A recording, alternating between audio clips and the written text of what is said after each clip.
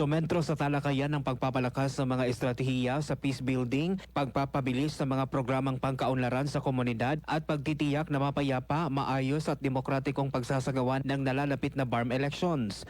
Bahagi ito ng Kampilan Peace Summit na inorganisa ng 6th Infantry Division kasama ang mga opisyal ng pamahalaan, mga lider ng sektor ng seguridad at mga kinatawan ng komunidad na ginanap sa Camp Siongco, Awang, Datuudin, Sinsuat, Maguindanao del Norte.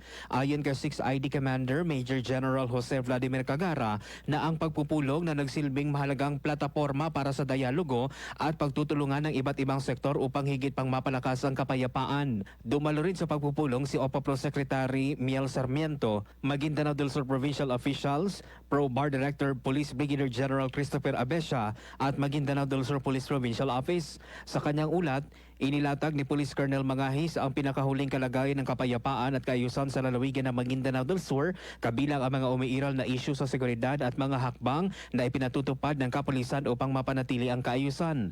Tampok din sa aktibidad ang paglagda sa Pledge of Commitment na sumisimbolo sa sama-samang pananagutan at pagkakaisa ng mga kalahok sa pagpapanatili ng kapayapaan at pagpapalakas ng ugnayan ng pamahalaan, mga puwersang panseguridad at mga komunidad. Mark Anthony Taico, NDBC Bida Balita.